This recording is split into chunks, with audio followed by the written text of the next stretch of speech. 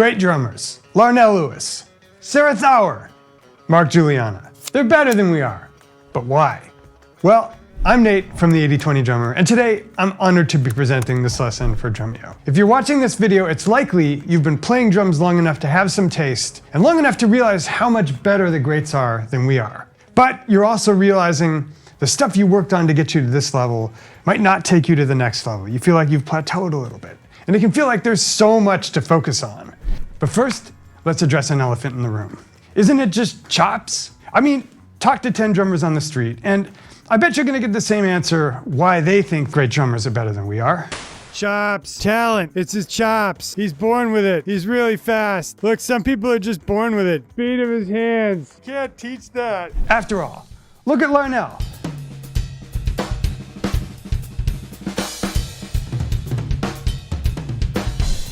And Sarah.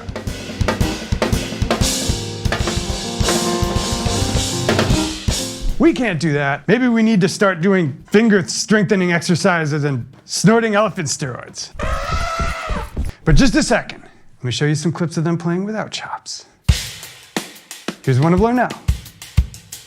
Not a chop in sight.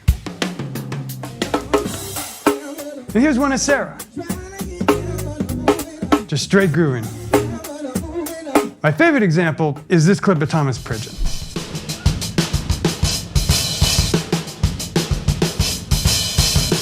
Think you can play that beat? Try it. Oh, and now I get to remember the beat.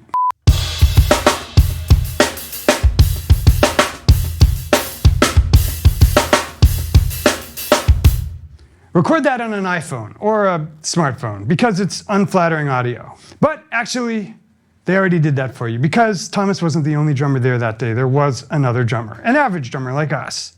Here's a clip of him playing.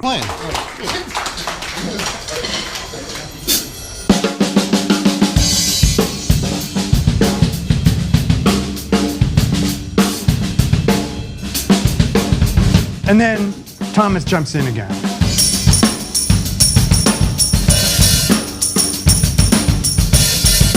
And you can tell that Thomas sounds better.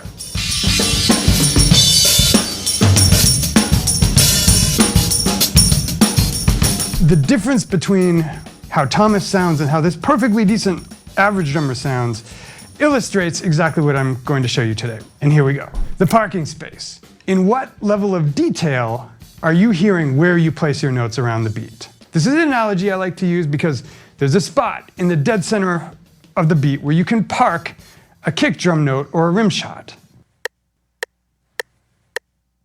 So you can park that snare note in the dead center of the beat. But then there's some fudge factor on either side of the beat, where drummers will play early or they'll play late. That's the parking spot.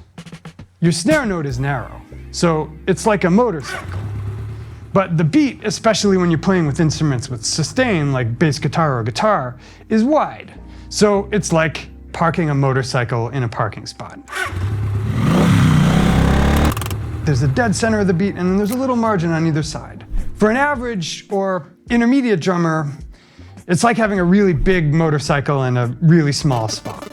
Like, we're lucky if we don't hit anything.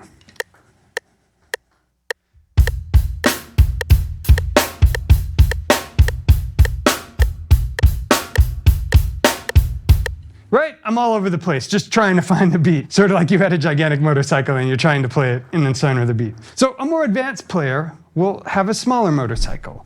It'll be easier to fit in the middle of the beat, just as if you had a smaller motorcycle, it would be easier to fit in a parking spot.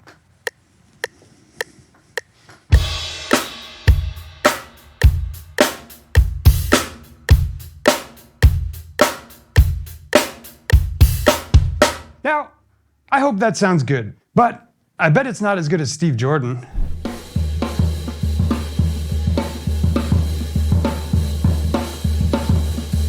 I like this example because, again, no chops. But Steve Jordan has an even smaller motorcycle.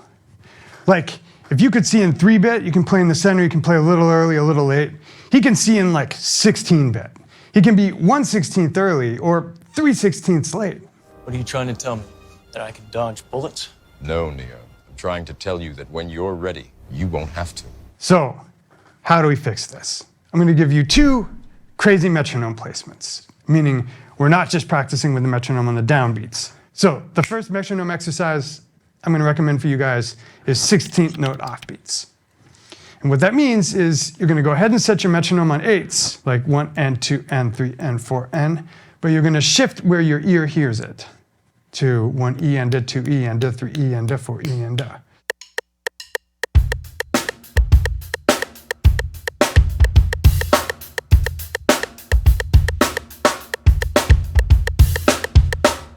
This is going to feel really janky at first, but try it for a few weeks and you'll be amazed how much bigger that parking space feels. You'll listen to music and it'll be like your hearing's in high resolution.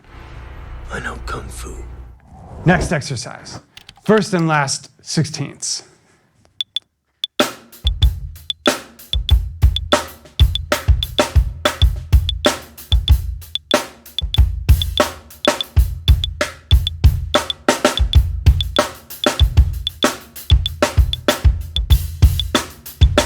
So that one is really good for your 8th note offbeats, which, at least for me, tend to rush a lot.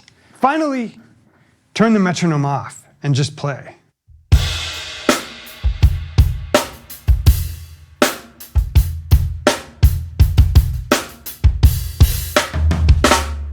Record yourself, see if it sounds any better.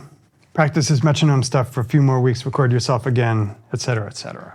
We could do whole lessons on each of these concepts, and I have, but today I wanted to give you just the crash course version. So you can take the ideas and exercises I've given you and start seeing your playing through a different lens. Nate from the 80/20 Drummer, here for Drumeo. See you soon.